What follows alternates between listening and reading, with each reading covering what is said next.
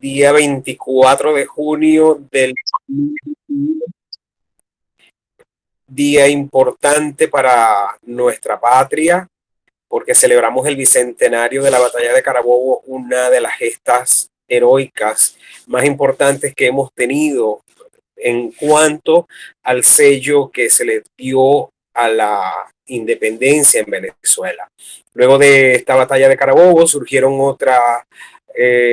otros combates, otras intenciones bélicas que luego pues hicieron que los españoles, los realistas, abandonaran el territorio y fuera totalmente de los venezolanos. Bien, entonces bueno, eh, creo que es importante recordar esta fecha porque precisamente esta carrera de psicología social, de psicología de la Universidad Bolivariana de Venezuela apunta hacia ese esquema, un esquema de liberación de las mentalidades, de las ideologías, de los pueblos, y que nos ayuda y nos compromete cada vez más con un trabajo directamente vinculado al sentir de la gente.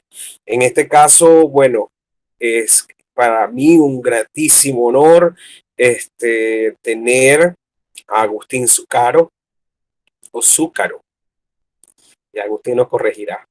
Ya yo vengo trabajando con Agustín desde hace como un año y pico en otros espacios.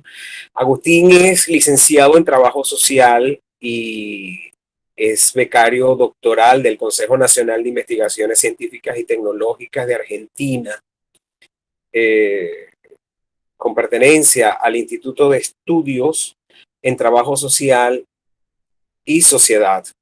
Y es integrante del Centro de Investigación en Política y Economía en el área de hegemonía, comunicación y subjetividad. Además, Agustín fue mi profesor en el diplomado de hegemonía, comunicación, geopolítica, hegemonía y comunicación de la Universidad Plurinacional de la Patria Grande. Y bueno, de ahí en adelante yo particularmente quedé vinculado, atrapado en las redes de dominación del conocimiento que tiene este grupo, y hoy contamos pues con la participación de Agustín con un tema que a mí me parece sumamente pertinente para analizarlo en perspectiva psicosocial, sobre todo a la luz de los cambios geopolíticos a nivel mundial y sobre todo los acontecimientos y las coyunturas pues, que estamos viviendo en Venezuela, no solamente por la pandemia, sino por otras situaciones vinculadas a las injerencias imperialistas e incluso algunos asuntos políticos internos. Entonces, hoy Agustín va a disertar sobre la introducción a la producción de subjetividades en las sociedades contemporáneas. Un tema que estoy seguro a todo el estudiantado le va a ser de provecho, incluso a mí. Y por supuesto, al final Agustín quiere, ya me lo dijo aparte, que ustedes le comenten y le hagan preguntas, porque además eso es parte del sentido de que nosotros hagamos un esfuerzo de estar aquí reunidos. Imagínense, Agustín desde tan lejos, estamos de extremo a extremo, nosotros en el norte de América del Sur y él en el sur de América del Sur. Entonces hay que valorar esos esfuerzos y espero contar con la participación de algunos de ustedes. Así que, bueno, sin más preámbulos, Agustín, la palabra es tuya. Bien, bueno, gracias por la presentación, César. Para mí es un honor estar acá con todos ustedes, y la intención es exponer no más de media hora y después abrir a consultas, preguntas, reflexiones, inquietudes, los cuestionamientos también, lo que ustedes quieran, así dialogamos un poco. Yo voy a partir de compartir pantalla, más que nada para, un segundo que me fijo cómo es esto, porque por más que hace un año que estamos con el tema de la virtualidad, a mí todavía me cuesta el tema de del uso de los dispositivos, por más que lo investigo. Yo tengo un conocido, un colega que me dice, vos investigás los dispositivos móviles, pero no los sabes usar bien. Denme un segundo, por favor.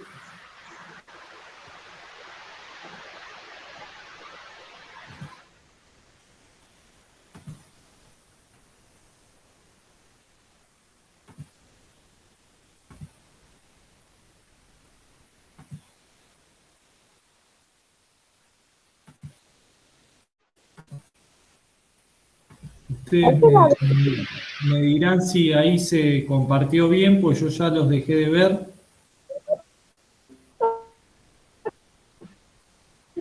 Sí, profesor, se aprecia la lámina completamente. Bien, muchas gracias. Bueno, yo no los voy a poder ver, pero ustedes a mí sí y me van a poder escuchar. La intención del PowerPoint, como yo me había comprometido a compartir la clase escrita y después por cuestiones de tiempo no llegué, armé un PowerPoint como para resumir un poco la exposición que voy a hacer y también para compartir un lenguaje común como punto de partida. La clase entonces, como decía César, se llama Introducción sobre la producción de subjetividad en las sociedades contemporáneas y tiene como objetivo debatir sobre las producciones subjetivas en el capitalismo contemporáneo a partir de dos instrumentos como instancia primordial que nosotros identificamos. Por lo general voy a hablar de nosotros o en plural, porque lo que yo digo viene atado a un equipo de trabajo de hace varios años, entonces cada reflexión está permeada por un colectivo. Entonces, no es una cuestión de esquizofrenia, sino tiene que ver con eso. Entonces, nosotros identificamos dos elementos que les voy a decir artefactos. El Big Data y las redes sociales, en conjunto con los medios masivos de formación de opinión pública, para nosotros son dos elementos o dos artefactos que conforman con esta triada un entramado multimediático en donde se producen las subjetividades contemporáneas o son elementos estructuradores elementales para la construcción de hegemonía. No son los únicos, sino que nosotros consideramos que tienen preponderancia. Entonces, el objetivo de la clase un poco es debatir sobre eso. Y en relación a eso, presento acá tres conceptos estructurantes del análisis, que están las definiciones para esto, para el lenguaje común del que hablaba recién. ¿Verdad? Entonces, nosotros pensamos en esta triada, si se quiere, de subjetividad, Big Data y redes sociales, ¿no? Entonces, la subjetividad es un concepto estrictamente polisémico, que nosotros lo vamos a entender en un sentido amplio, como un sistema, que a mí, si bien no me gusta mucho la palabra sistema, por eso está entrecomilladas, no encontré ninguna palabra mejor para aglutinar esa configuración de procesos materiales y simbólicos que se traducen en prácticas y que son normativas, digo, porque estructuran el campo de lo posible en función de las fronteras de lo pensable. ¿Qué quiero decir con esto? En términos de producción de subjetividad, aquello que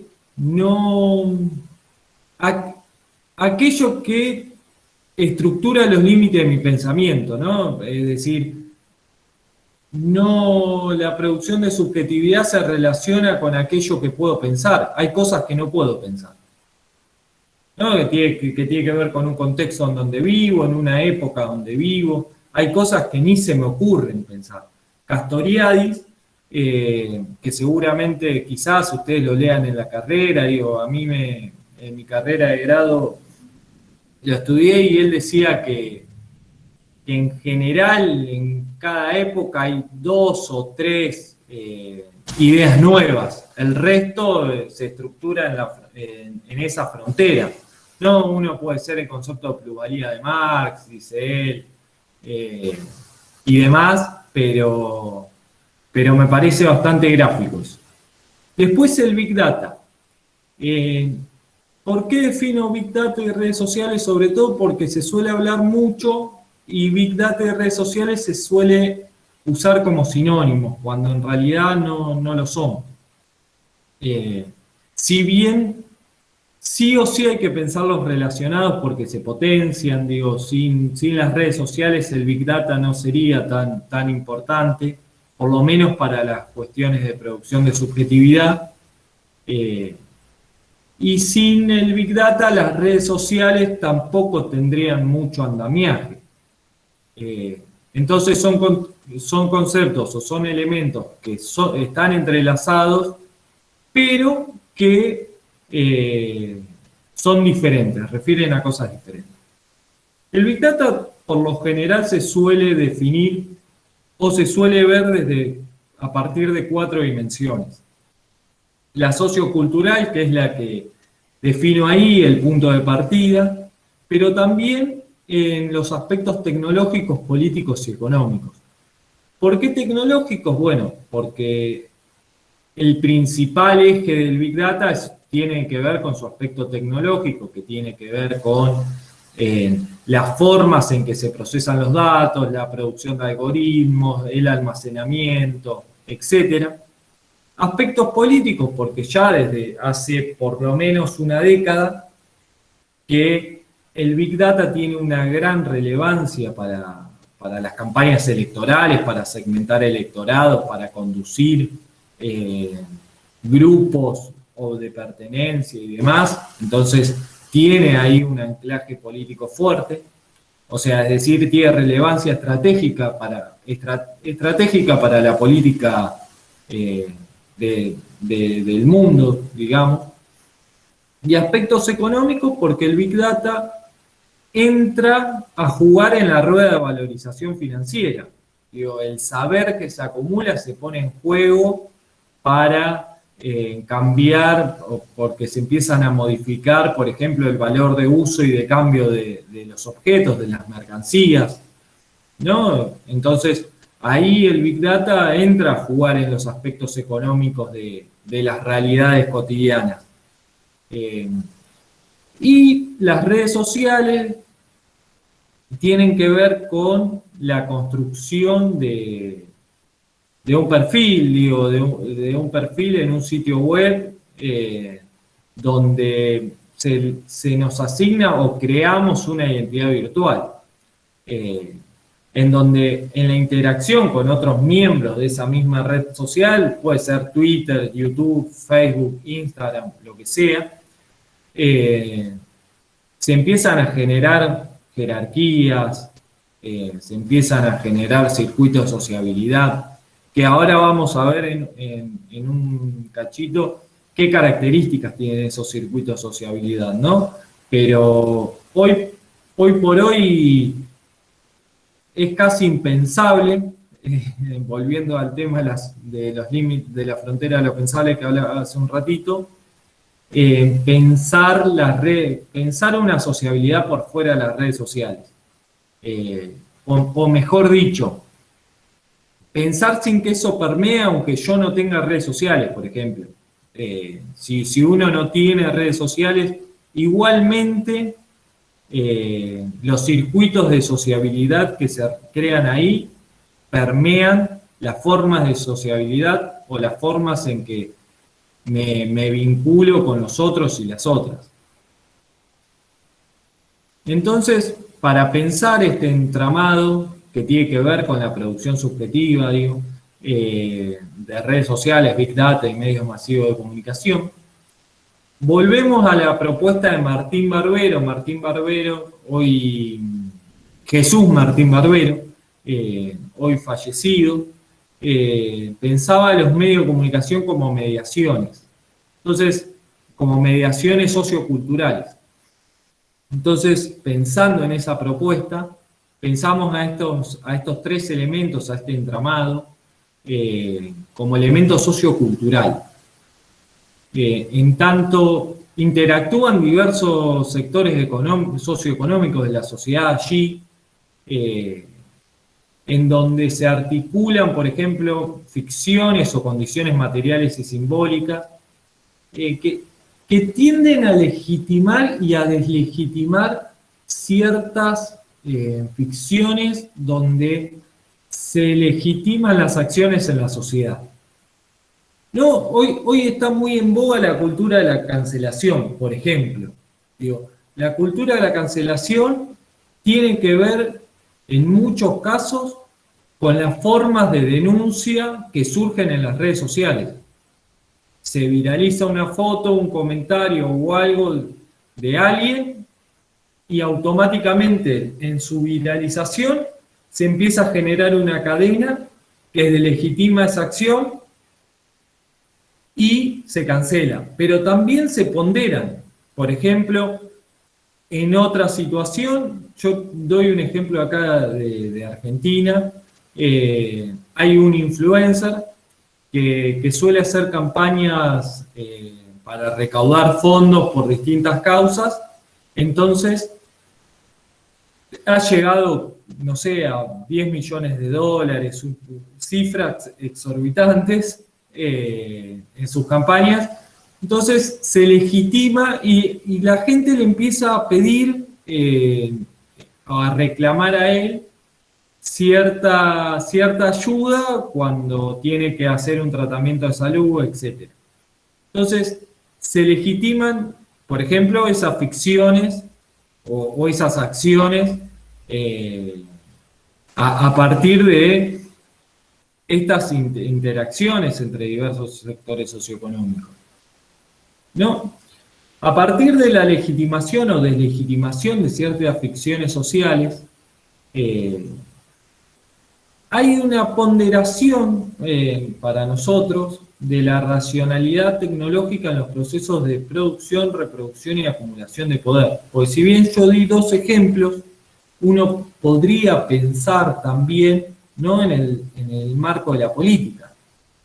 Hoy es imposible pensar un candidato, un presidente, o cualquier persona que quiera tener relevancia pública por fuera de las redes sociales. O sea, si no tiene redes sociales es casi inexistente para el debate público. Incluso su masividad o no va a depender de la cantidad de vistas, de viralizaciones, de compartir, de likes que tiene, por ejemplo, una foto, un video.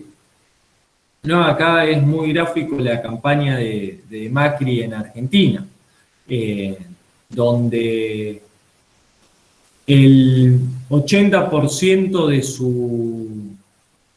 de su presupuesto para la campaña lo instrumentó en una campaña digital, ¿no? Y su masividad radicó allí. Entonces, se impone esa forma a la acumulación de poder como instrumentalización de lo mediático virtual. Logró segmentar en 17 grupos, en 21 grupos de preferencias, por ejemplo, ¿no? Otro ejemplo de eso puede ser la victoria de Trump en Estados Unidos, donde a partir de una triangulación de datos entre Facebook, Twitter y tarjetas de crédito y demás, pudo segmentar los perfiles de votantes en 17.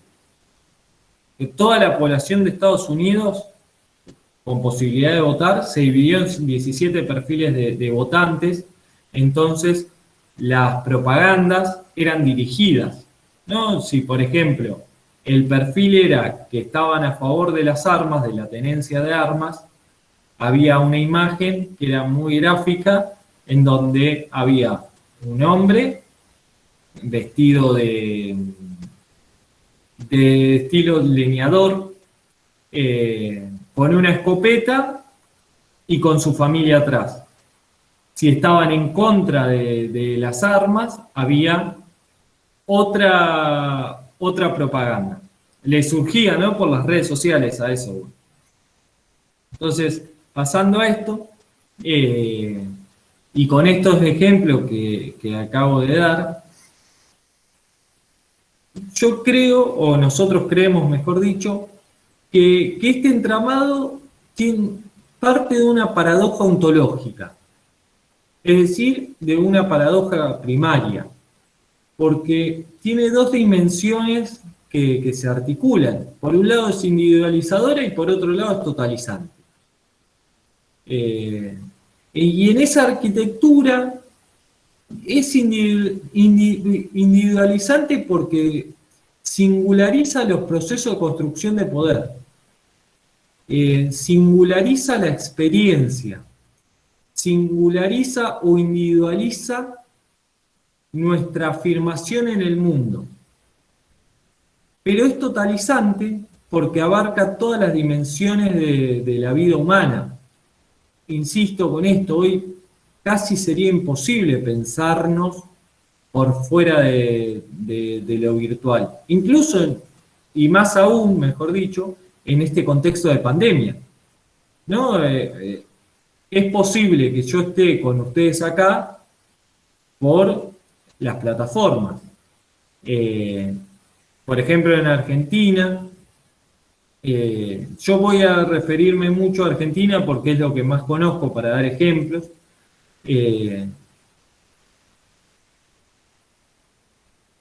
Tuvimos casi 9 meses de cuarentena, de medidas de aislamiento preventivo, y se pudo sostener, seguramente reconfigurada, pero sostenerla al fin, la vida cotidiana, ¿no? Las clases, las cursadas, el contacto con el otro, a partir de los dispositivos. Sin los dispositivos hubiese sido imposible o impensable sostener eso.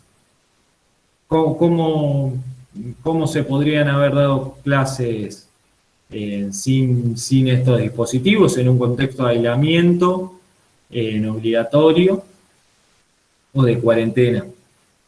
Sería casi imposible pensarlo. Ahora bien, en ese contexto en donde volvemos, vuelvo atrás, aparece este entramado como un sistema totalizador e individualizante. Hay una idea que nosotros empezamos a trabajar que se llama la pedagogía de lo equivalente, como dispositivo de producción de subjetividad que surge a partir de este entramado, fundamentalmente a partir del Big Data y las redes sociales, pero que tiene sus correlatos en los medios de comunicación, medios masivos de comunicación. ¿Por qué nosotros pensamos en la pedagogía de lo equivalente como un dispositivo que surge de esto? Bueno, porque la lógica algorítmica que contiene el Big Data y las redes sociales tienen un funcionamiento que se relaciona con las producciones de subjetividad, que se van a entramar a partir de exacerbar la individualización o al individuo. Entonces nos vamos a afirmar, el yo se va a afirmar por sobre el nosotros. ¿Por qué? Porque el acceso, por ejemplo, la inducción, la suerte de dominación, de manipulación, sin caer en perspectivas conspiranoicas, pero que en manipulación, conducción, dominación son conceptos que existen, digo, más allá de eso,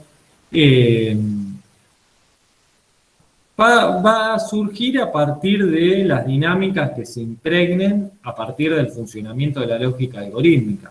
¿Qué quiero decir con esto? Si nosotros estamos casi en 2016, eran, creo que 10 horas al día que nosotros estábamos en constante vinculación con los dispositivos. Yo creo que en pandemia eso llegó a 20 horas al día. No tengo ningún estudio, es una hipótesis, pero nosotros cuando trabajamos a partir de esto, la casa, el celular y demás se convirtieron en nuestras herramientas de trabajo y demás cuestiones. Yo creo que aumentó muchísimo el uso de los dispositivos virtuales. Entonces, al estar expuestos, si se quiere, a una dinámica, a la dinámica de la lógica algorítmica, que la lógica algorítmica lo que hace es moverse a partir de nuestros intereses, ¿no? Nosotros, por ejemplo, buscamos un libro en Internet, en Google, y ya en Facebook, no estoy diciendo nada nuevo, pero en Facebook nos aparecen un conjunto de recomendaciones, agregamos a alguien en Facebook, por ejemplo, agregamos como solicitud de amigos, de amistad a alguien en particular, e inmediatamente el algoritmo nos recomienda otras personas que seguramente redondean el mismo círculo de sociabilidad y demás. Entonces, ante esa dinámica, la lógica algorítmica, nosotros es lo que pensamos como, ahora sí, pedagogía lo equivalente como un dispositivo. Incluso, nosotros decimos que la pedagogía de lo equivalente es un formato de colonización pedagógica.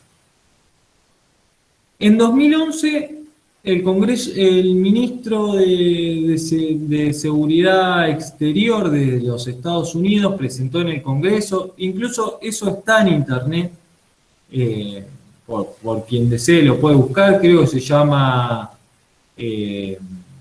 Estados Unidos haciendo amigos o los amigos de Norteamérica, una cosa así es el título, en donde presenta un plan de interacción entre Estados Unidos y América Latina a partir de las redes sociales, que tenía dos ejes. El primero era la dominación tecnológica dura, propiamente dicha, del hardware, lo que se llama el hardware, y en el otro era la dominación subjetiva del software. Es decir, por un lado, llevar Internet a todos los lugares de Latinoamérica, en el sentido de, a partir de préstamos, de diferentes mecanismos, poder dominar a partir de la infraestructura, ¿no? Y en donde, por ejemplo, en Argentina, nosotros creo que el canal, tenemos internet por fibra óptica que viene por mar, y eso está en una de las costas de Estados Unidos, va hacia Estados Unidos. Y de ahí todo lo que nosotros hacemos, digo, los datos, se procesan allá. Los datos que nosotros producimos constantemente a partir de cada cosa que hacemos en la web. Entonces, por un lado tenía esa. Y por otro lado, en la fundamentación que decía el ministro, que ahora no voy a recordar el nombre, decía, nos sirve para poder influir en jóvenes de 18 a 24 años, en ese momento, 2011, en los posicionamientos políticos, sociales y culturales que tengan.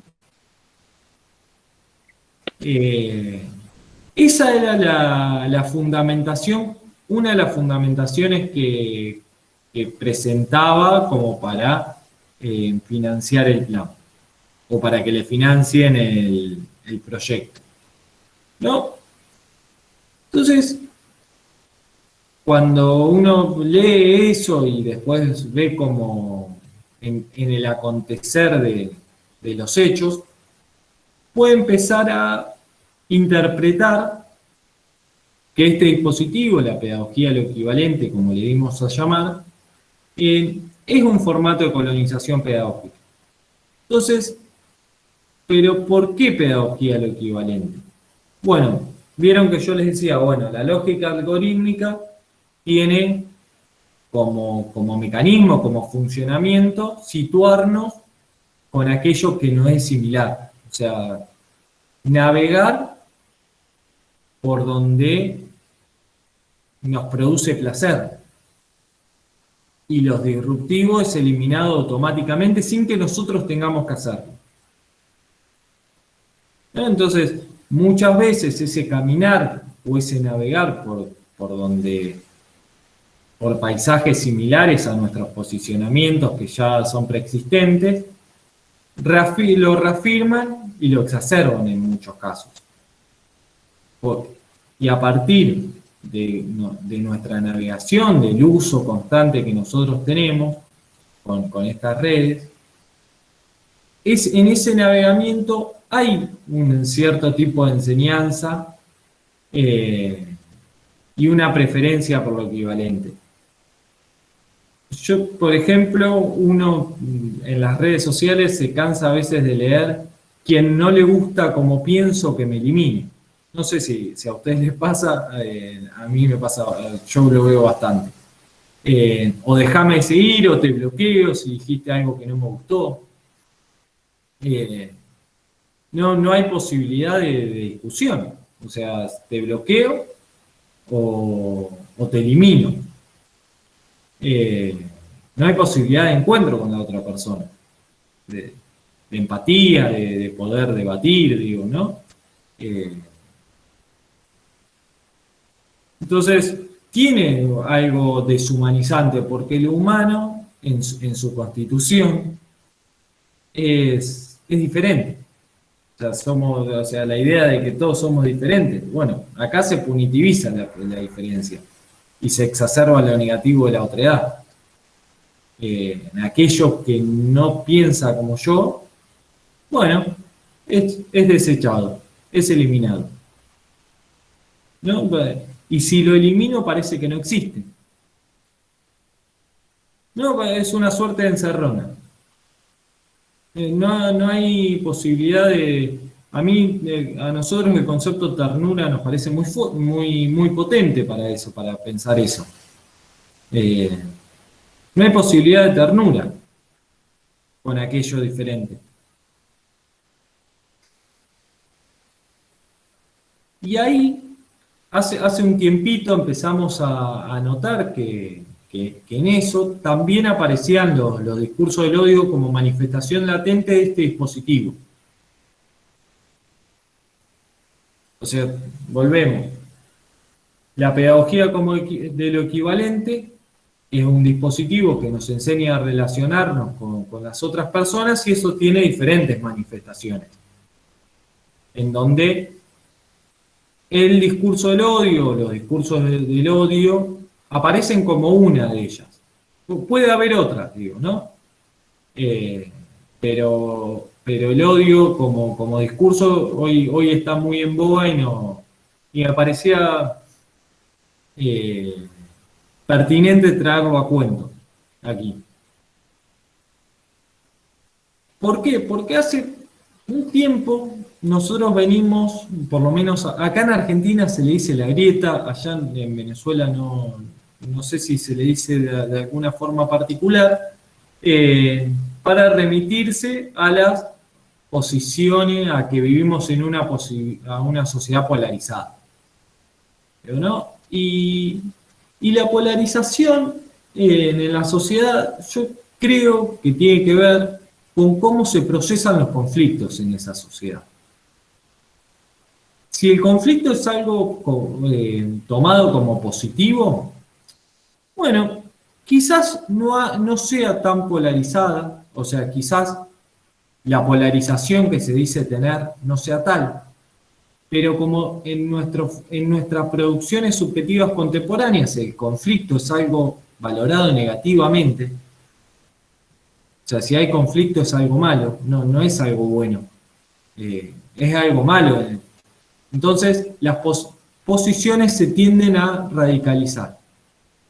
Los conceptos, no hay posibilidad de consensos. Y el antagonista es construido como un monstruo. El desencuentro se vuelve intolerable. Entonces, ¿por qué digo esto? Porque cuando nosotros anulamos el conflicto, es decir, eliminamos a otro, lo eliminamos de la red, lo eliminamos de nuestro círculo de amistades, digámosle, si se quiere, presenciales, con el adversario, por ejemplo, político en algún territorio. Si nosotros vemos el conflicto con ese otro como algo negativo y no como algo positivo, en donde se disputan, por ejemplo, dos proyectos de sociedad que seguramente no se compartan nada, pero cuando vos ves el conflicto como algo positivo, no lo anulás al otro, sino le das un lugar en esa relación social que es el conflicto. Cuando vos lo ves como algo negativo, buscás destruirlo. Porque la inexistencia del otro anularía el conflicto, haría que no haya más conflicto. Entonces, volviendo al tema de las redes sociales, el Big Data, la pedagogía de lo equivalente como dispositivo y el discurso del odio como manifestación latente, aparece, y volviendo a esto, donde el yo, o mi yo individual, si se quiere, cuando digo mi yo o el yo, no lo digo en un sentido psicológico, sino hablo de la persona, de la primera persona, del individuo.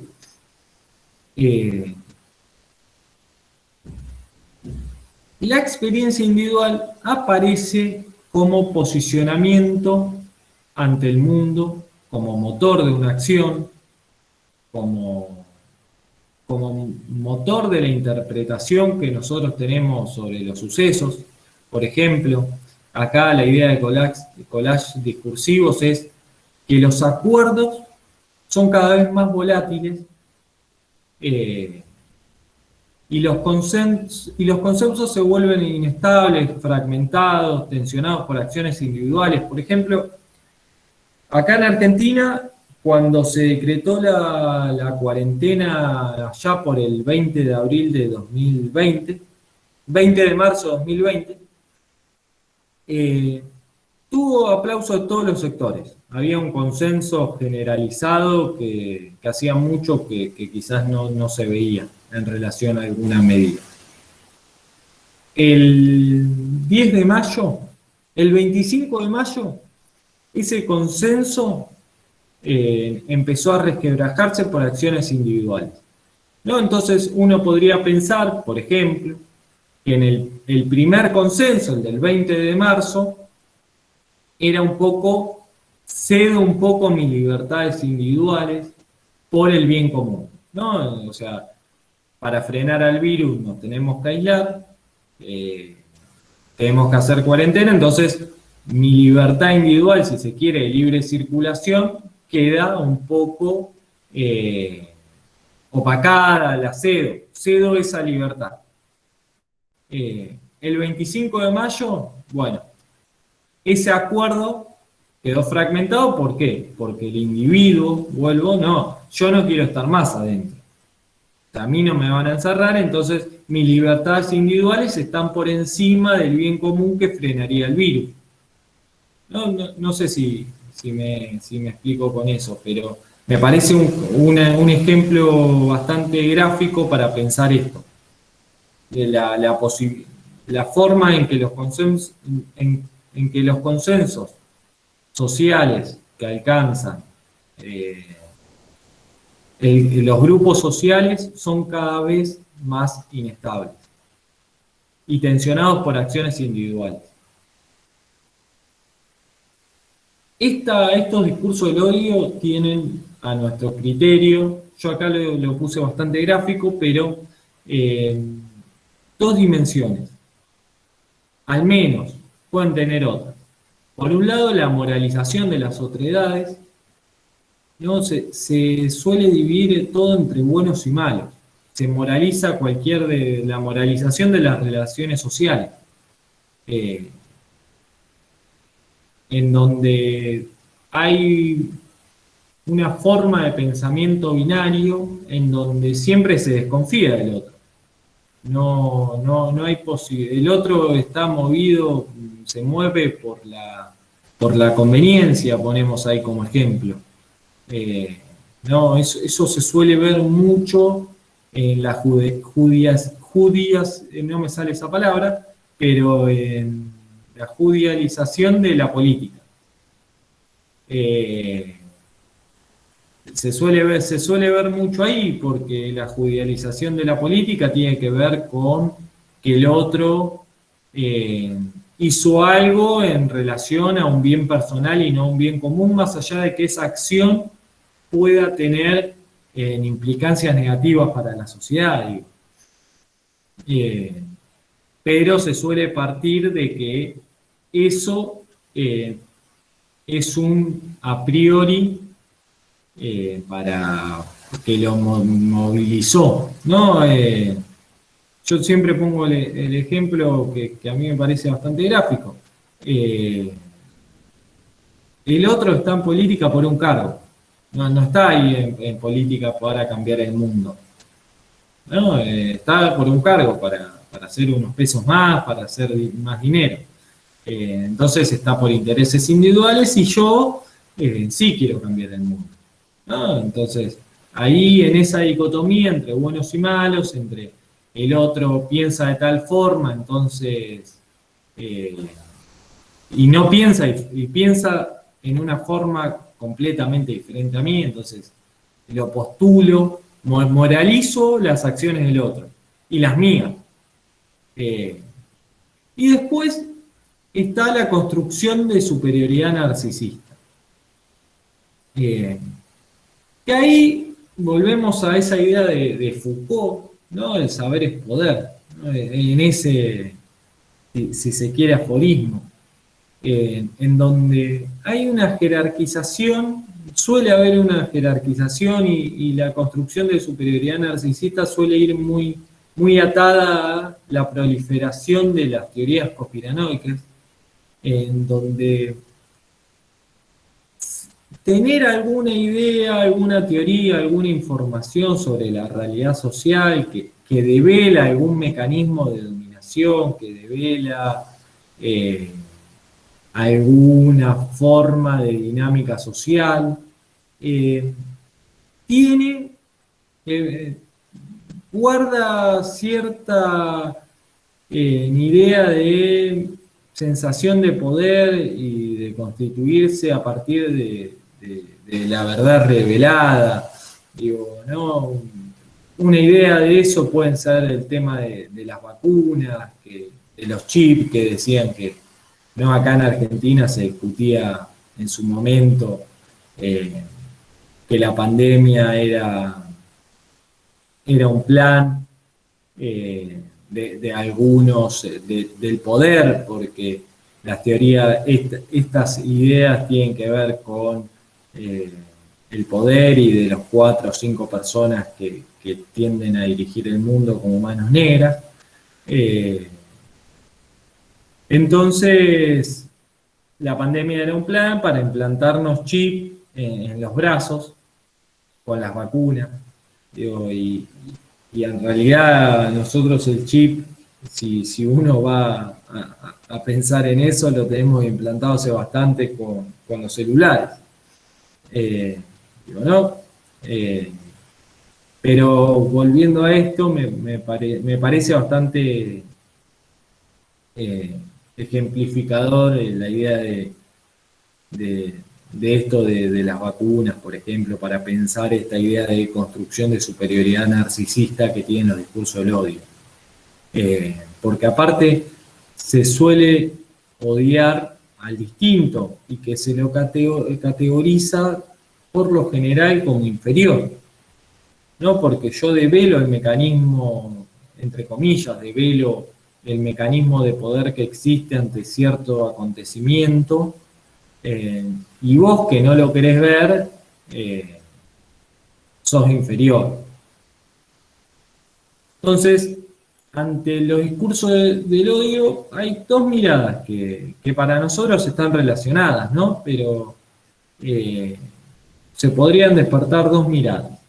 Por un lado, como venimos hablando, la punitivización de la diferencia, en donde el odio es un mecanismo de exclusión, porque el odio lo que hace es construye una frontera ficcional, simbólica, imaginaria, en la cual todo lo que incomoda es eliminado, ¿no?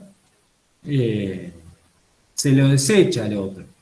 No tiene que ver, no hay una posibilidad de diálogo posible.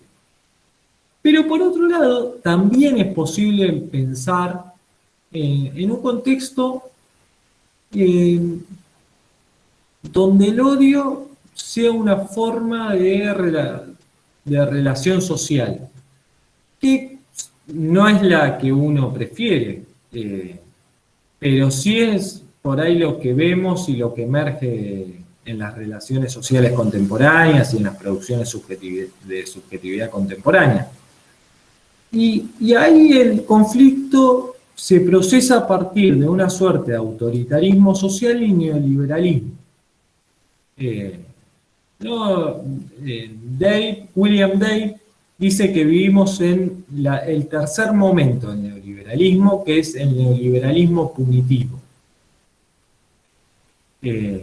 ¿No? En donde, por ejemplo, no sé, hay cada vez más casos de linchamiento o justicia por mano propia en los distintos barrios de Argentina.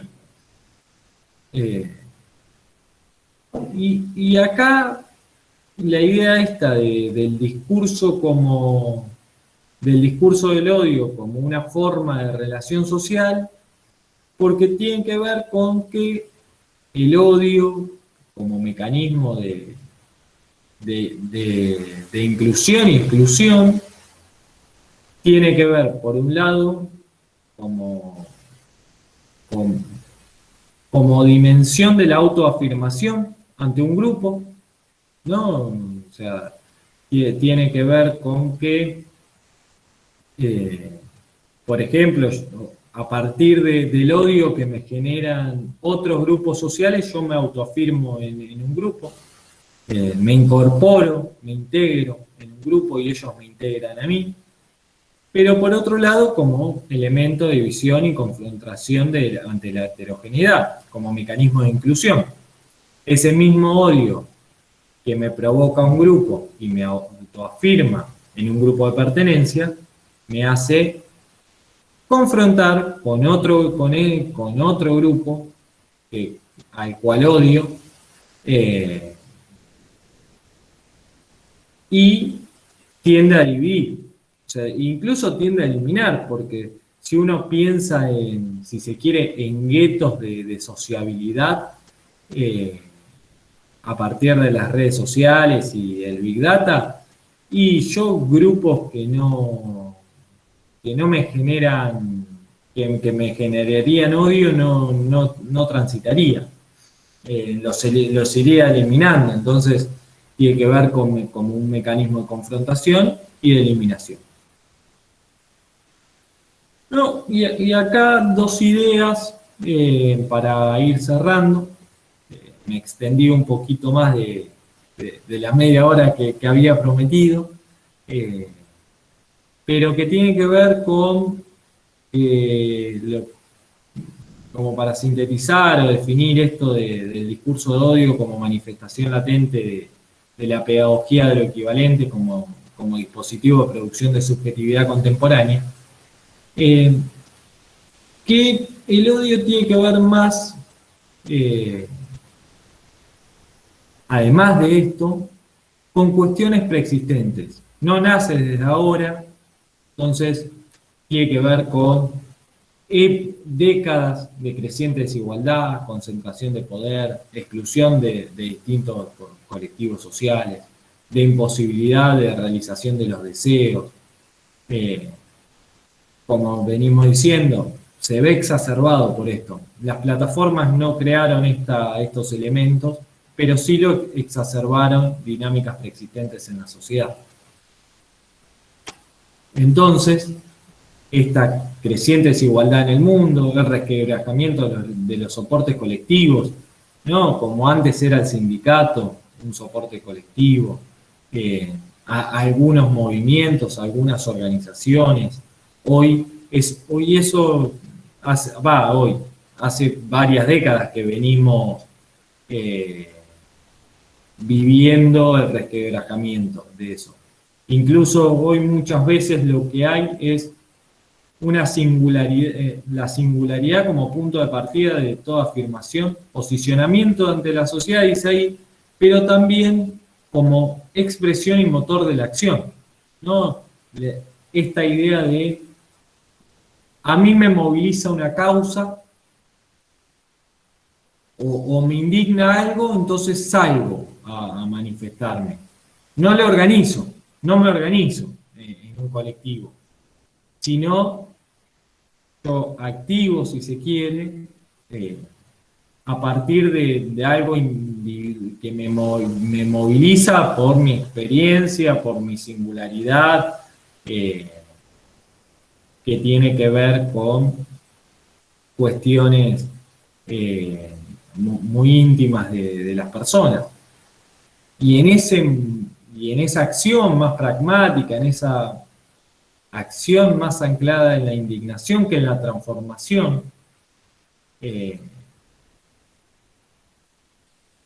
la tolerancia al desacuerdo, y acá digo, el desacuerdo es un contrato fundamental de la democracia, al menos de la democracia como la conocemos, la democracia liberal, que puede tener le podemos hacer muchísimas críticas, pero me parece que el desacuerdo es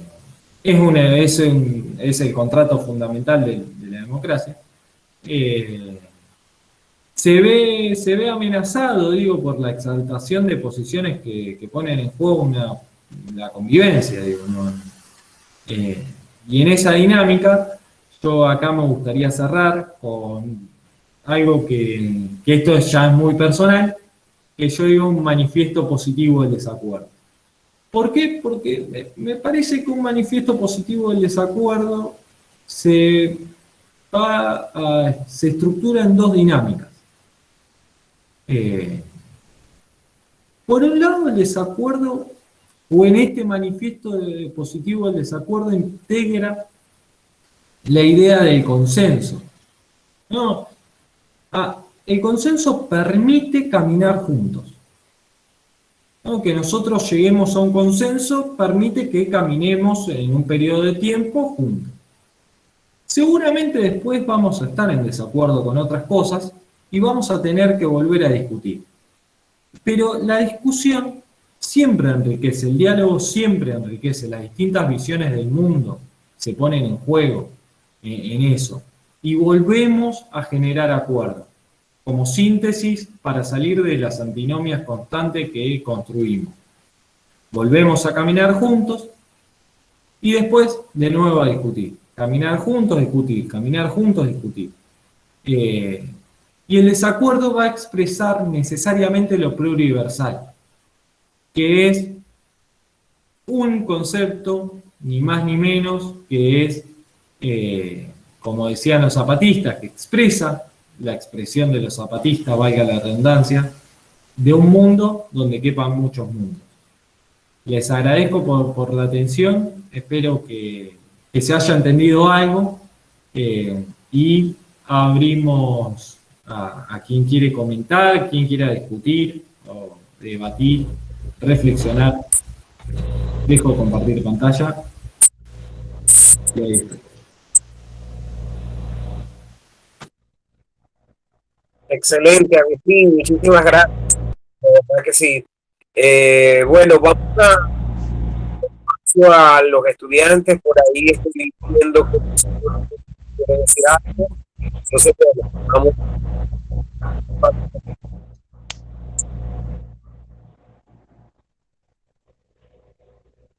Sí, buenas tardes, Agustín. Sí, José, te escucho Buenas bien. tardes, Agustín. Bueno, Agustín, mi comentario se debe a lo siguiente, ¿no? Sabemos que hablaste de lo que es de la pedagogía de lo equivalente, ¿verdad? Es como, vamos a decirlo así, es como un formato de colonización, ¿verdad? Eso lo sabemos como tal. Pero en el contexto de la pandemia, ¿verdad? Vamos a decirlo así, deviene, ¿no? De un imperialismo colectivo ante un bloque emergente, ¿verdad? Mi pregunta es, Agustín, vemos cómo esto ha afectado más que todo a Latinoamérica. A Latinoamérica. Estamos viendo unas corrientes ahora que están viniendo, se están otra vez montando en los gobiernos, son estos gobiernos centro-izquierda en Latinoamérica, está convulsionada. Vemos cómo hay movimientos de masa en Colombia. Entonces mi pregunta es, ¿qué hacer desde el contexto latinoamericano, ¿verdad? Para crear nuevos retos de independencia económica. ¿Y por qué de independencia económica? Para que no nos vuelva a pasar hoy en día lo que está pasando con el inmunoprivilegio, con las vacunas. Vemos a Canadá, ¿verdad? Como parte de ese imperialismo colectivo, que aumentó inclusive la fabricación de las vacunas. Pero bueno, en vista de su egoísmo, de sus intereses, ¿verdad? Con este bloque imperial, se niega, pues, vamos a decirlo así, a venderlas a los países más necesitados. Entonces, vuelvo y te repito, Agustín, ¿qué hacer desde el contexto latinoamericano, ¿verdad? Para crear nuevos retos de independencia económica. Interesante, interesante pregunta. Te voy a responder lo que creo, pero no estoy muy seguro tampoco. Así que, hecha esta aclaración, paso. Yo creo que en el contexto latinoamericano me parece que hay un elemento que tiene que ser crucial de pensar nuevos esquemas de estrategia de cooperación colectiva entre los países. Volver a aquello que se habría iniciado en 2006 con el no al ALCA. Hoy estamos en un contexto totalmente difícil, o mejor dicho, en un contexto totalmente distinto. El contexto de 2006, como dijo García Linera alguna vez, fue inédito y no sé si se va a volver a repetir. ¿No? La gran mayoría de presidentes con cierta afinidad o con cierto consenso sobre eso, al menos. Yo lo que me parece que hoy lo que se puede armar tranquilamente es algún bloque interno, como se ha querido iniciar entre Venezuela, Argentina, México, Cuba, por ejemplo, Bolivia, que seguramente con Cuba a la cabeza, pienso yo, sobre todo en la producción de vacunas, que es el que está más avanzado, con su vacuna soberana, la soberana. Con Argentina también jugando a partir de tener la patente para producir la Sputnik 5. ¿No? Como en términos de la vacuna lo pienso así. No sé si es posible, digo, pero lo pienso así. En relación a lo otro que creo que me consultabas, que era en cómo pensar elementos que tengan que ver a partir del Big Data y las redes sociales, en función de los pueblos, o pensarlos desde otra óptica. Lo que se está viendo hace bastante son formas de o expresiones o utilización sobre todo de las redes sociales por parte de organizaciones del campo popular como mecanismo de resistencia y de denuncia, pero que son un instrumento a partir del cual, por ejemplo, se potencian ciertas movilizaciones, se potencian ciertas consignas, se difunden mensajes, se dan a conocer y ganan mayor masividad organizaciones populares, pero que no lo piensan como elemento primordial para hacer eso. Lo piensan como un instrumento que puede viabilizar el espacio presencial, el espacio público, que es el espacio de los pueblos, que es a su vez el espacio en donde nos encontramos todos y todas para debatir sobre el bien común del lugar donde vivimos. Entonces, un poco eso, no sé si te respondí, José. Gracias, Agustín. Muchas gracias por la respuesta. Por favor.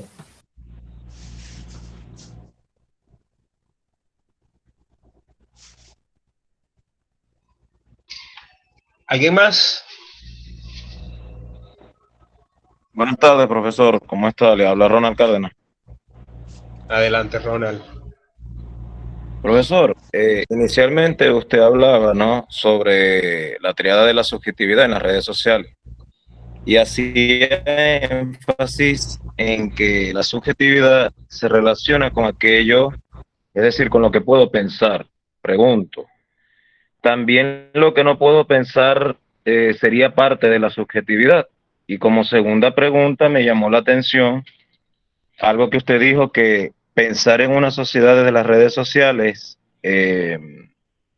habla de que, o me dio a pensar a mí, de que si la hegemonía, o en este caso el modelo capital, puede producir sociedades paralelas desde las redes sociales. Quisiera saber su opinión sobre eso. La primera pregunta es interesante porque tiene que ver con la otra cara de la moneda, me parece. Digo, las dos preguntas son interesantes, pero la primera me hizo pensar en esto, de que si la producción de subjetividad, y como por lo menos yo la había postulado, tiene que ver con aquello que es posible pensar, aquello que no es posible pensar también habla o hablaría, me parece, del tipo de sociedad en que vivimos, ¿no? Hay un aforismo muy conocido acá en Argentina que dice: lo que yo hago o digo no tiene que ver tanto que ver conmigo, sino con la sociedad en la que vivo. Entonces, y ahí podríamos agregarle lo que no hago y no digo, o mejor dicho, lo que no se me ocurre hacer ni se me ocurre decir, también tiene que ver con la sociedad en la que vivo. Y después en lo otro, yo creo que nosotros ya solemos transitar, no digo sociedades paralelas en términos de cuestiones escindidas de la sociedad en la que se inserta o se inscribe, porque eso no sé si podría ser viable, pero sí dinámicas que tienen relativamente autonomía. Yo no soy un especialista, pero uno podría pensar en el tema de las monedas, ¿no? Monedas digitales que están por encima y sin regular por cualquier estado. Es allí donde me llamó la atención. Sin regular por cualquier. Entonces, eso me parece que sí hay dinámicas que tienen que ver, que podrían tener que ver con eso. Pero yo no sé si nosotros como sujetos, personas, podríamos generar nosotros como sujetos, como personas, una sociedad paralela en una red social sin que esté inscripta en la sociedad en la que se produce, se reproduce en una red social, sin que esa tecnología. Pensemos que todo esto son creaciones humanas también. No sé si pude responderte. Sí, profesor. Muchísimas gracias por la aclaratoria. Profesor, buenas tardes. Hola. Buenas tardes, profesor Agustín. Adelante, hola, Diana.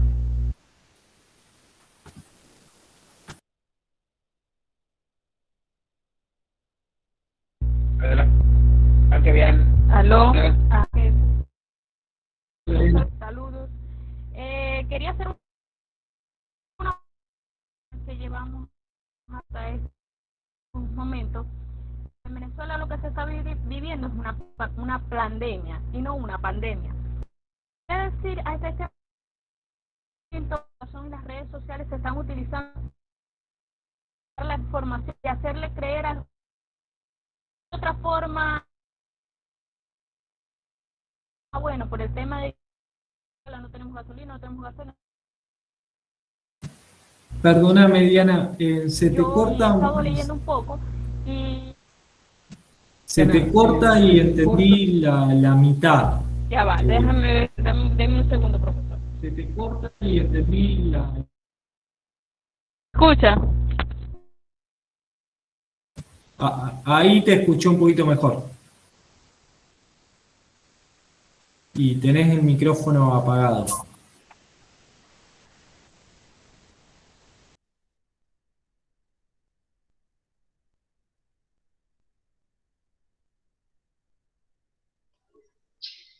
Bueno, vamos a darle paso a Ana Rivas, que por ahí creo que levantó la mano. Ana, ¿me estás oyendo? Buenas tardes, Mientras profesor. ¿Me Diana escucha? arregla. Ajá, ahí está Ana. Claro y fuerte, Diana. Ana. Ok. Bueno, mi pregunta es más bien una preocupación en cuanto a las redes sociales. ¿Cómo haríamos ante una situación en la que tenemos en este país donde las redes sociales es un dispositivo permanente hacia el odio, hacia la desinformación, y esto ha ganado muchísimo terreno, no solamente en Venezuela, sino en el mundo entero? Entonces, ¿qué hacer ante una situación como esta que estamos atravesando en cuanto a las redes sociales, a la mala información que hay? Esto se ha convertido en un monstruo en el cual nosotros creo que no podemos manejar esta situación, ya que, bueno, como todos sabemos, quienes tienen el control de todas estas cosas. Entonces, ¿qué hacer ante una situación como esta? Esa es mi preocupación, profesor. Buenas tardes. Gracias por la pregunta, Ana. Les comparto la experiencia que se hizo acá en Argentina. A mí me parece que contra las fake news o las noticias falsas, el principal elemento de combate que tenemos los pueblos es el Estado. El Estado en toda su complejidad, digo, ¿no? Y acá, por ejemplo, el lugar donde investigo yo, que me beca para realizar la investigación, crearon a partir de personas especializadas en el tema, en una comisión en contra de las noticias falsas durante la pandemia, para desactivar esas noticias falsas. Esa es una posibilidad. La otra posibilidad también tiene que ver con un trabajo, si se quiere, más de militancia cotidiana, que tiene que ver con, bueno, hablar con el vecino, hablar con la vecina, hablar con el kiosquero, con la kiosquera, con el comerciante de la esquina de nuestra casa, hablar con todos en relación a eso. Me parece que son dos alternativas viables.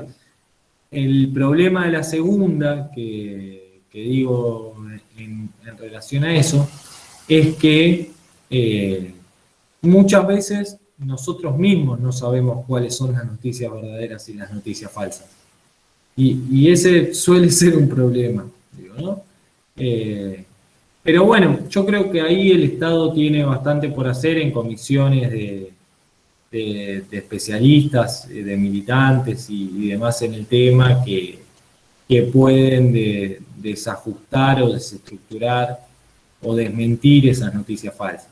Porque por lo general las noticias falsas tienen el mecanismo de construirse a partir de algo que es cierto, digo, ¿no?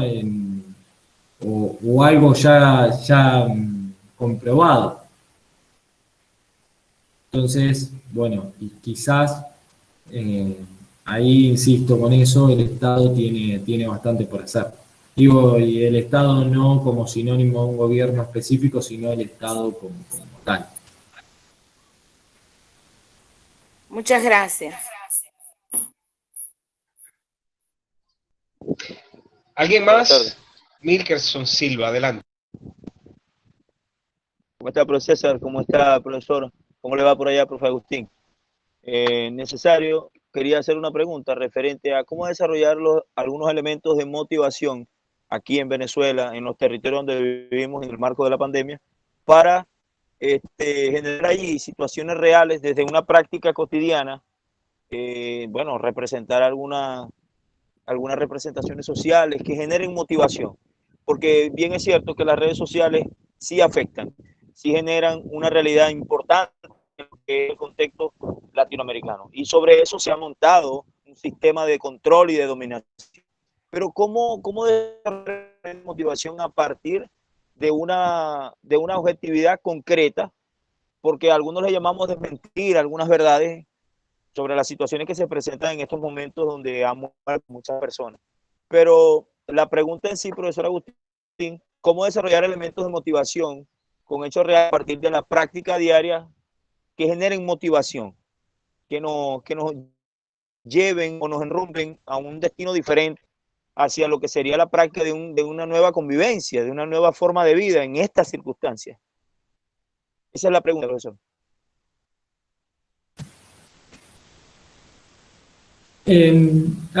Yo quiero hacerte una repregunta y es ¿a qué te referís con motivación como para comprender y compartir el lenguaje en relación a eso?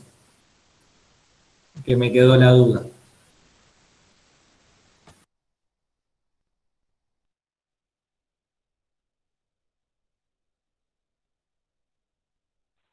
No sé si se escuchó bien la pregunta, profesor. Sí, se escuchó. La única duda que me quedaba es, no sé bien a qué te referías con la idea de motivación. Aquí.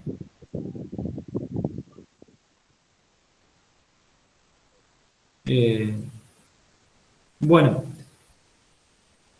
creo que las redes, en función de lo que vos me consultabas, y en un contexto de pandemia y en un contexto de aislamiento,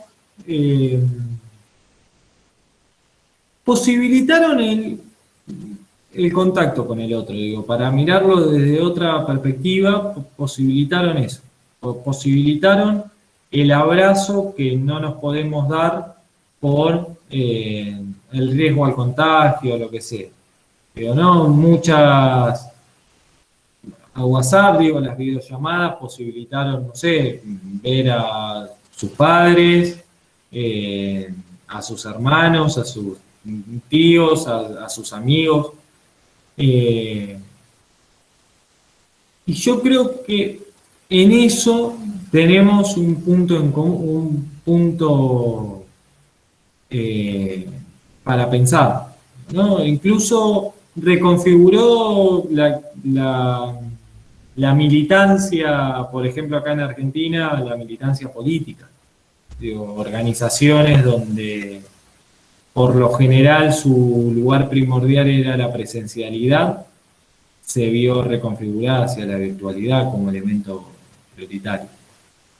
Entonces, para pensar en qué aportarían las redes sociales hacia otra forma de convivencia, hacia otra forma, o qué hacer desde allí utilizándolas, a mí me parece que uno podría empezar en este contexto, insisto con esto, usarlas como instrumento que viabilice aquello que no puede ser viabilizado de otra forma. O sea, particularmente pienso si uno se puede juntar con el otro, o sea, si, por ejemplo, el riesgo a un cierto contagio no sería tal y demás, yo, insisto, prefiero la reunión presencial, el abrazo presencial.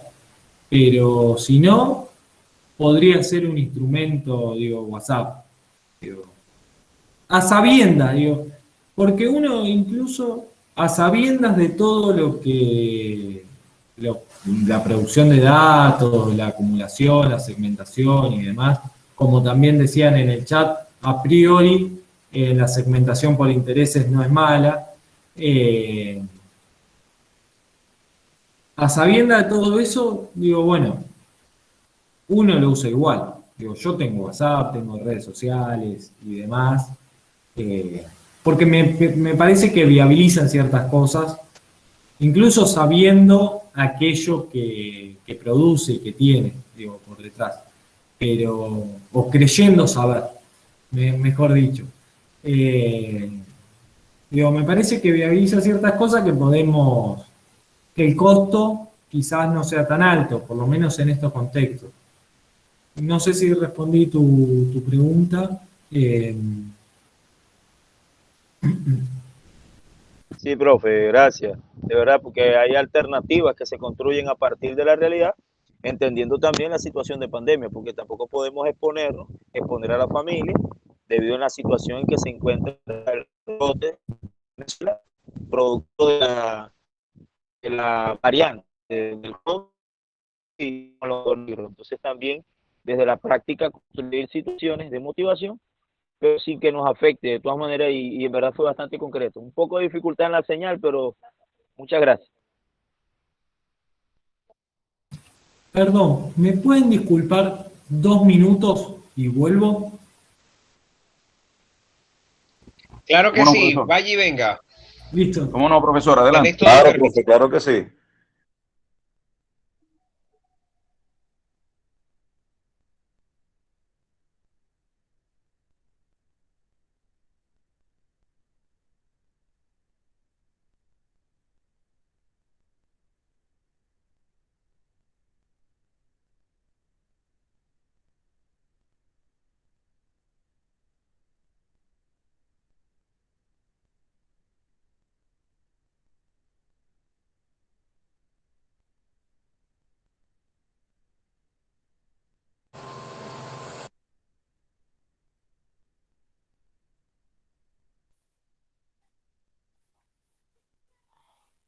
Buenas tardes, profesor y compañeros.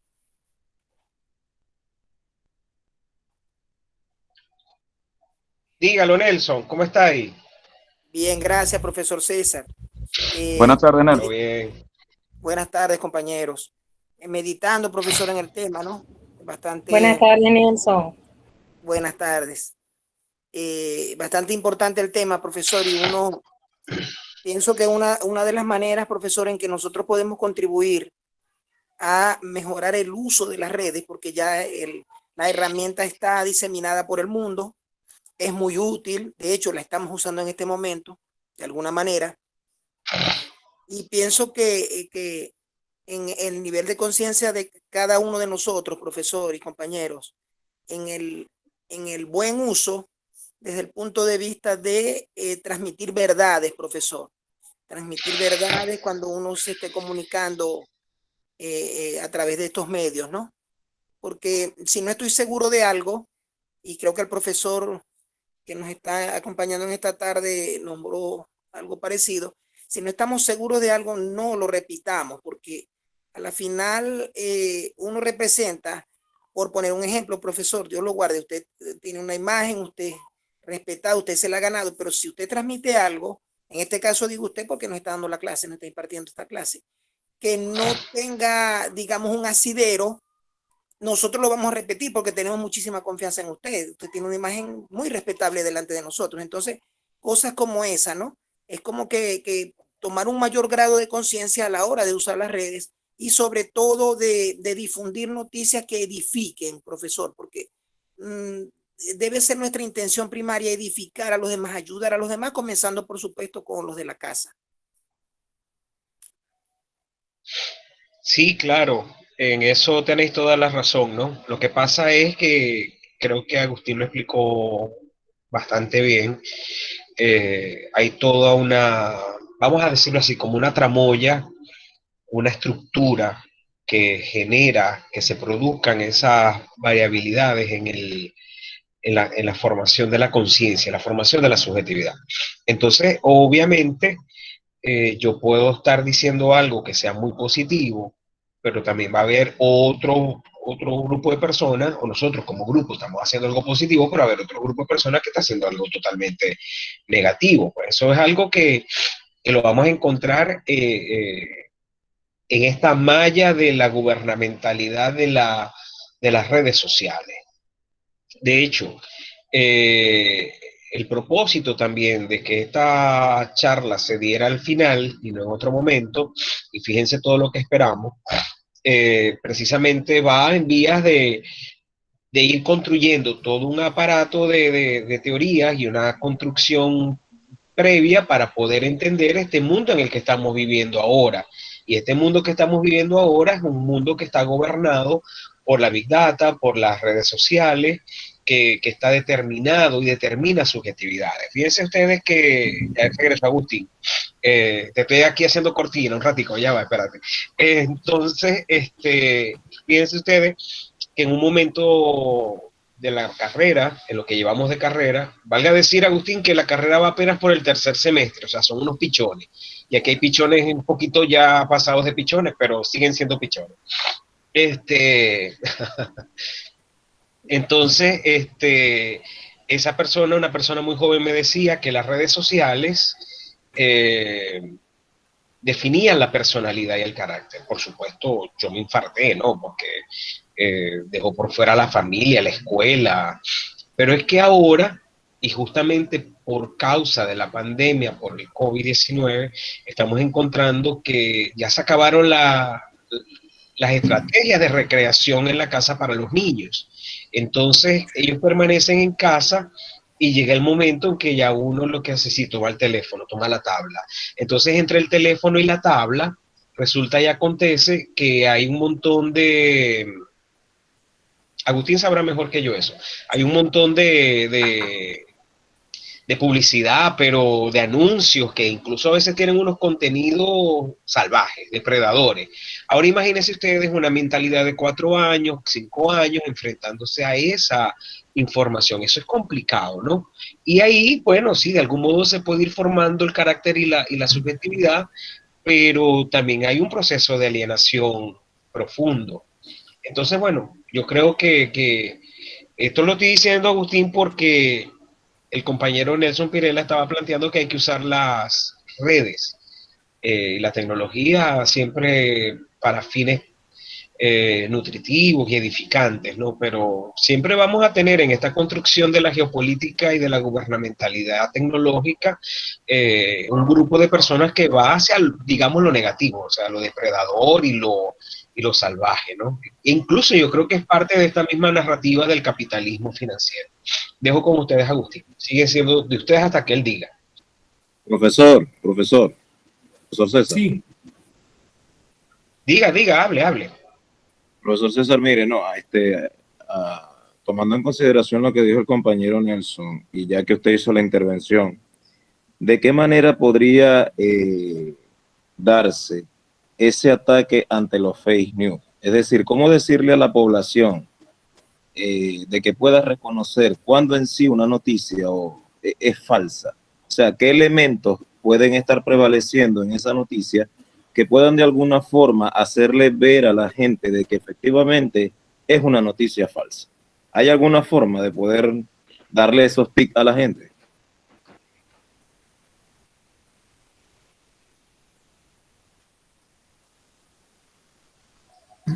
Agustín, todo tuyo.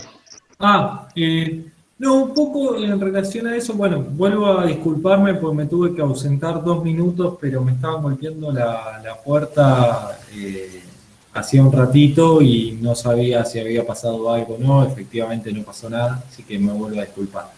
En relación a esa pregunta, un poco vuelvo a compartir lo que pasaba acá en Argentina, lo que se hizo acá en Argentina durante la pandemia en una comisión de desactivación, si se quiere, de fake news o de noticias falsas. Que eso, a ver, circula por los espacios que suelen circular las personas que nos vinculamos a esa institución. La verdad no tuvo gran masividad, pero puede ser una opción.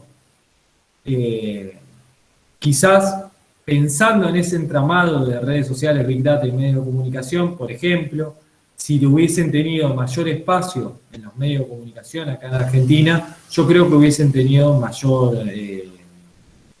mayor impacto la desactivación de noticias. El problema es que acá en Argentina los medios de comunicación muchas veces levantaban y difundían esas noticias falsas. Sobre todo los medios masivos de no oficialistas, si se quiere.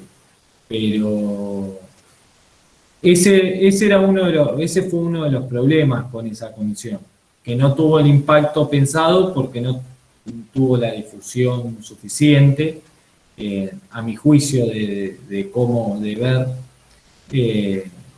porque incluso esas noticias falsas crearon tesis, teorías sobre las acciones del gobierno, en este caso el gobierno particular argentino, que estaban desprendidas de la realidad mundial, ¿no? O sea, las medidas de aislamiento fue el único país, al parecer, que se implementaban acá en Argentina, a partir de esas noticias falsas. Entonces, esa comisión no tuvo el impacto deseado, pero sí fue un puntapié como para pensar lo que viene. Porque independientemente de cuando se termine la pandemia, o si efectivamente se termina, esperemos que sí, las noticias falsas van a seguir estando y hay que repensar, digamos, cómo las desactivamos. Para mí eso es un buen puntapié, porque además de personas especializadas en temáticas específicas, hay personas especializadas en las dinámicas de las redes sociales, el Big Data y cómo funcionan las fake news.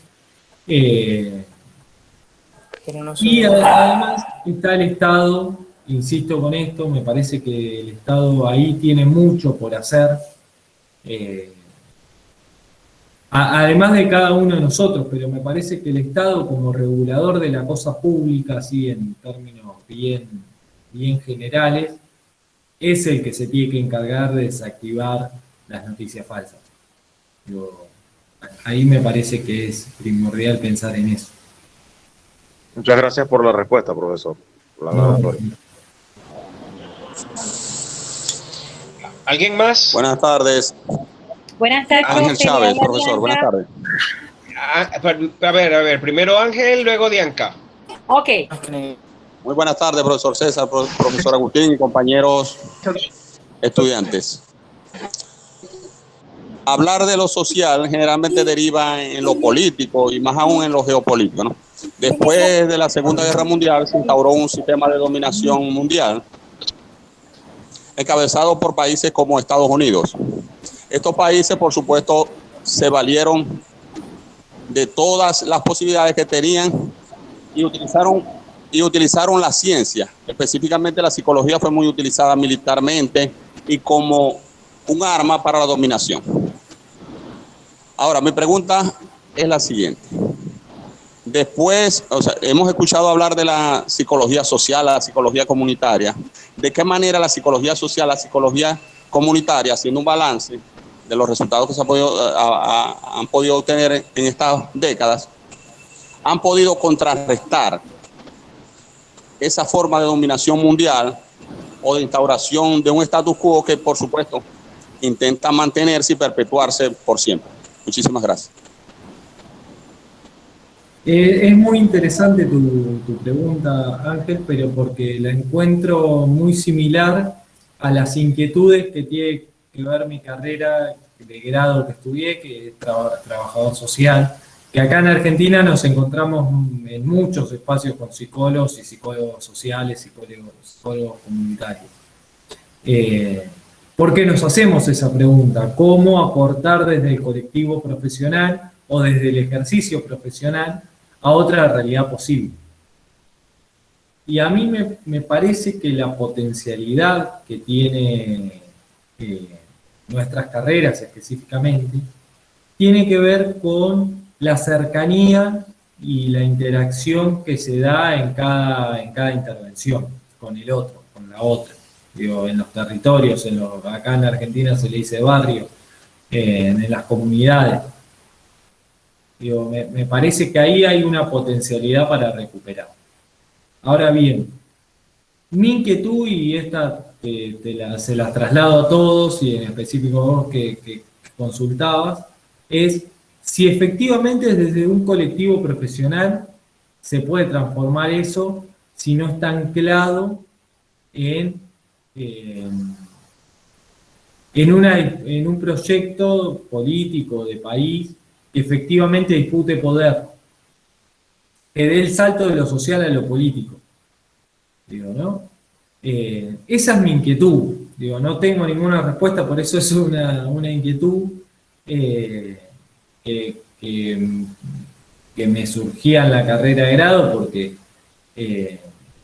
uno solo no cambia el mundo, pero quizás sí puede aportar. Y ahí me pregunto, insisto con esta pregunta, que es cómo saltar o cómo aportar desde el ejercicio profesional a otro mundo, si no se da el salto de lo social a lo político. Porque, bueno, particularmente tengo la perspectiva de que lo que realmente transforma, porque logra disputar poder, es lo político, la política. Entonces ahí a mí siempre me generó una inquietud que se corresponde a la pregunta si efectivamente desde un ejercicio profesional y haciendo una intervención específica podemos aportar a desbarajar o desestructurar mecanismos de dominación que tienen años y años y de los que nosotros estamos permeados, claramente también, ¿no? Entonces, bueno, ahí te traslado también la inquietud para pensar, digo, en conjunto.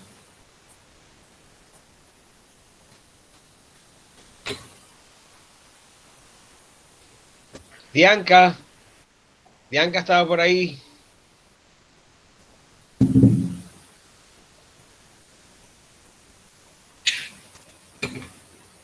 Aquí viene. Dianca, te estamos esperando a ver.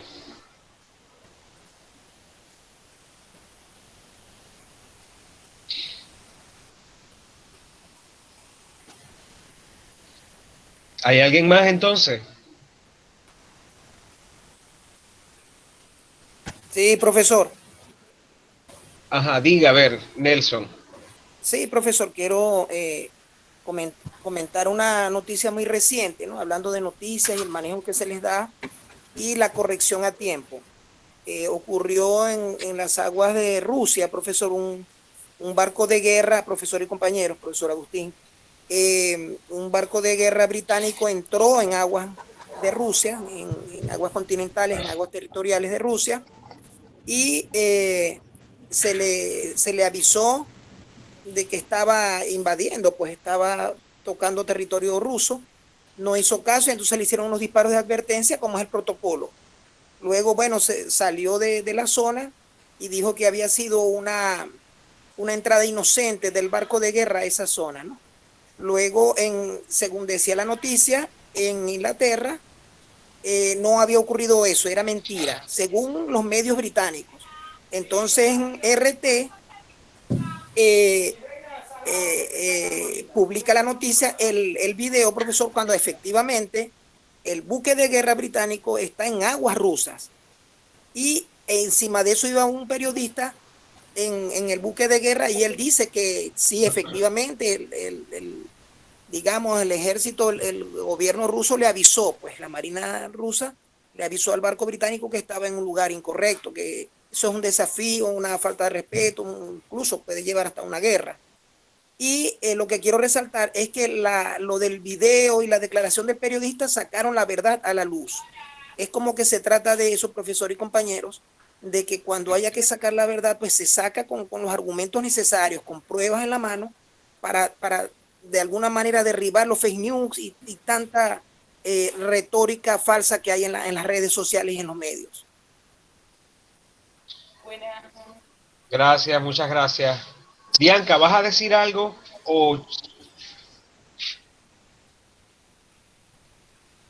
Bianca, que tienes la mano levantada, pero el audio bloqueado.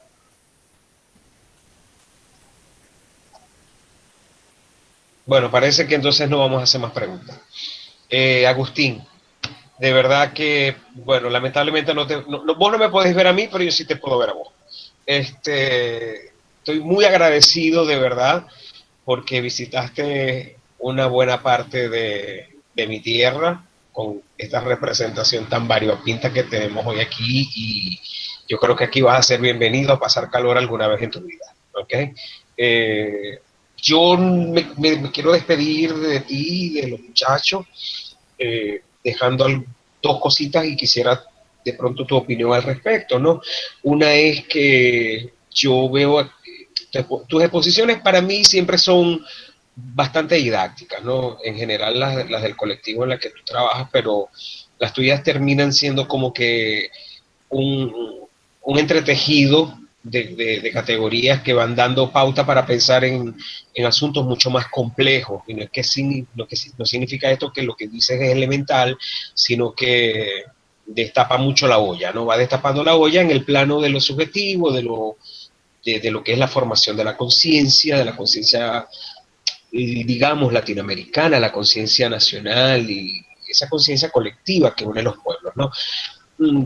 Yo creo que esa pedagogía, la pedagogía de lo equivalente, es una categoría que bueno, la suscribo desde otra perspectiva, con otro nombre quizás, pero en algún momento vos y yo vamos a tener un espacio seguro para yo poder decirte, esto es lo que yo llamo pedagogía de lo equivalente, ¿no? Que no tiene ni siquiera que ver con esa pedagogía de lo decolonial, que no tiene que ver con una pedagogía de la liberación, sino ver cómo se está fundando una nueva subjetividad y unos nuevos actores sociales en los espacios de poder que se representan en este mundo de lo virtual. A mí me sigue preocupando mucho el mundo de lo virtual, no te lo voy a negar. Entonces, mi segundo comentario, empatado con eso. Ahora sí, profe. Ya va, Bianca, porque ya estamos cerrando. De todas maneras, si Agustín puede, te da el chance. Ya te lo peloteé. Bueno. Quiero saber cuál es el papel de la psicología, no de la psicología social, de la psicología en todo esto, porque es que muchas veces el psicólogo que se está formando cree que cuando termina de hacer la carrera va a atender pacientes con algún trastorno mental, ¿ves? Pero resulta y acontece que la psicología es mucho más que eso, y de hecho la presentación que tú has hecho hoy me da muchos más elementos para pensar esa relación, pero desde tu perspectiva, a ver. Bueno, en principio te agradezco la invitación, César. Para mí, además de un placer, es un honor estar acá y que me hayan invitado. La verdad, compartir y debatir, dialogar sobre lo que uno viene haciendo siempre es enriquecedor, y particularmente hoy, yo todas las preguntas que me hicieron me las llevo para seguir indagando, ¿no? En ese sentido, para mí, este es un espacio de formación y de producción de conocimiento. Entonces, bueno, agradezco la invitación y demás. Y agradezco también las palabras que me has dedicado. En relación a la primera pregunta, la inquietud es mutua o del primer comentario, mejor dicho, la inquietud es mutua sobre lo virtual, y sí, seguramente hay otras categorías, incluso diría categorías que quizás definan mejor que la pedagogía de lo equivalente al tema que venimos tratando. Seguramente, por ejemplo, Byung-Chul Han, no sé si le digo bien el nombre, pero el filósofo surcoreano, Trabaja con la idea de del infierno de lo igual, que es muy similar, y demás. Me parece que varias categorías se encuentran, y en el mundo de las ciencias sociales diferentes categorías refieren a cosas similares. Y eso es interesante, porque incluso cada categoría le va a poner el acento a una dimensión particular que otra deja de ver, ¿no? La categorización o las definiciones habilitan a ver cosas, pero también muchas veces obstaculizan ver otras. Y a mí me parece que en ese diálogo es importantísimo para poder abarcar la complejidad de los fenómenos sociales que nos rodean. En relación a la segunda, que vos me decías, la psicología, yo suscribo. La psicología no solo trabaja con pacientes con algún trastorno mental severo, sino con cualquier persona. No sé, yo les comento una infidencia, yo hago terapia hace mucho tiempo, y creo, vamos a dejarlo ahí en el creo y en la suposición, no tengo ningún trastorno mental severo, creo. Eso le pueden preguntar a mi psicólogo. Pero volviendo a esto, me parece que la psicología se va a encontrar muchas veces con personas sociabilizadas en este mundo. Digo, con toda la complejidad que recae o que atraviesa esa forma de sociabilidad, particulares, singulares, que tiene que ver con la apropiación de esas personas en función de estos instrumentos, de cómo los piensan, de cómo los utilizan, de cómo se acercan.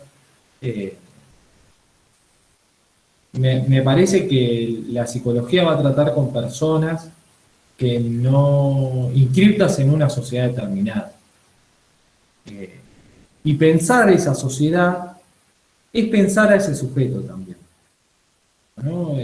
Las personas somos inseparables del mundo que habitamos, porque nos hace sentir de una manera particular, nos hace pensar de una manera particular, nos hace relacionarnos afectivamente con nosotros de una manera particular que seguramente si hubiésemos nacido en otra época, en otro país, sea totalmente distinta.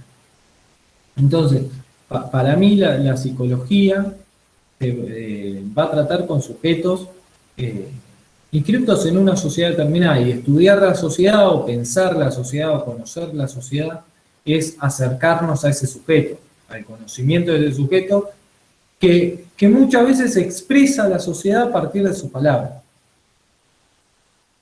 a partir de sus experiencias. Y me parece que ahí la psicología tiene mucho para hacer. Mucho para pensar, mucho para trabajar, y es un desafío importante. Pero es un lindo desafío, creo. Ustedes después me dirán si es así o no, pero me parece que ese es un desafío lindo que tienen por delante, profesional e incluso hasta individual o colectivamente, para pensar en otro tipo o en un tipo de psicología que aporte realmente una transformación de la vida cotidiana de un sujeto hacia un lugar donde la ternura sea posible ser habitable, donde no forme el odio el lazo social, sino el lazo social lo forme la ternura. Que me parece que cuando la ternura forma el lazo social, es decir, la ternura como mecanismo de relaciones sociales, como mediación de las relaciones sociales entre las personas, se posibilitan proyectos o caminos, al menos se empieza a pavimentar la calle hacia sociedades más justas, porque la ternura lo que tiene es que el otro, o el nosotros, mejor dicho, está por encima del yo individual. Y no es que deja de ver al yo individual, no es que se pierde, sino que reafirma que el yo individual solo es posible de ser realizado, que los deseos solo son posibles de ser satisfacidos, no sé si existe esa palabra, si los deseos del otro también son posibles de hacerlo. Me parece que es por ahí, sin ser psicólogo, pero pensando también desde una disciplina como trabajo social que se encuentra muchas veces con la psicología. Pienso en eso, pienso en pensar el ejercicio profesional habilitando las posibilidades de ternura y a partir de ahí construyendo lazo social. Muchas gracias. Agustín, le damos el chancecito a Dianca, la última. Sí, no hay problema. Ajá, Dianca preparada. Mira, Agustín, antes de que entre Dianca, aquí en Venezuela nosotros tenemos recientemente aprobada una ley que se llama Ley contra el Odio por la Convivencia Pacífica y la Paz, incluso por el tema de este asunto de las guarimbas que hubo en el 2017, 2014, en fin, toda esa violencia urbana, la violencia política, el Twitter, Instagram, todo ese rollo, ¿no? Dianca, dale pues, y cerramos con Dianca. Está silenciada, Bianca, me parece, o no te escucho bien. No, tiene un problema con el audio. Habla, Dianca. No se oye, Dianca.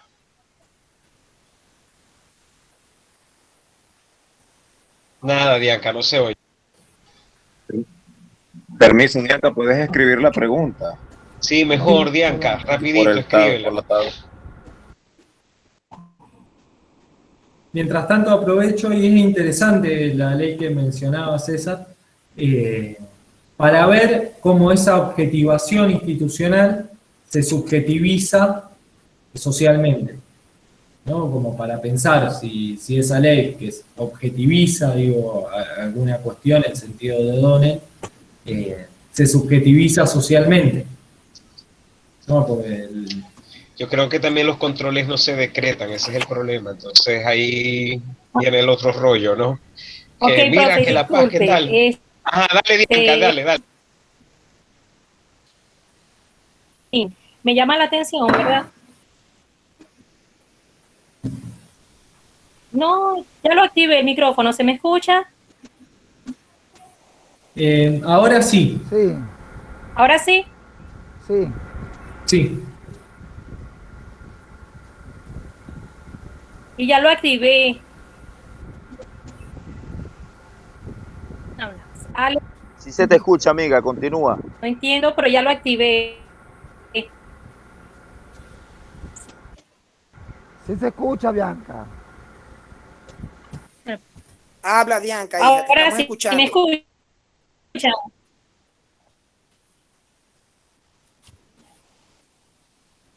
¿Me escuchan, profe?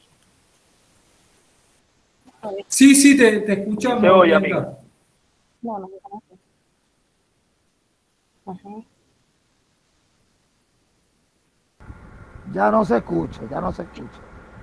No. Mira, vamos a hacer una cosa. Yo me comprometo, Dianca, a que tú me escribas la pregunta y yo se la paso a Agustín, y yo voy a andar detrás de Agustín para que me dé una respuesta. Bien, porque no se está escuchando, ¿ok? No se está escuchando, y aunque queremos darle la participación a todos, tampoco podemos abusar del jueves por la noche de Agustín, porque ya en Argentina ya es de noche. Ya son como las 7, ¿no? Bueno, un abrazo fuerte en nombre de todo este colectivo, Maracucho, Zuliano. ¿Se me Muchísimas escucha ahora? gracias. Ya, Dianca, listo, fuera de tono, fuera de juego. Espero que nos podamos volver a ver. Bueno, muchísimas gracias, Agustín. ¿Se escucha? No, gracias a ustedes, y cualquier cosa me hacen la pregunta por por mensaje o algo, se la pasan a César, lo que quieran, comentarios y demás, y César me los pasa a mí, no hay problema. Cualquier cosa seguimos en contacto y agradezco de nuevo la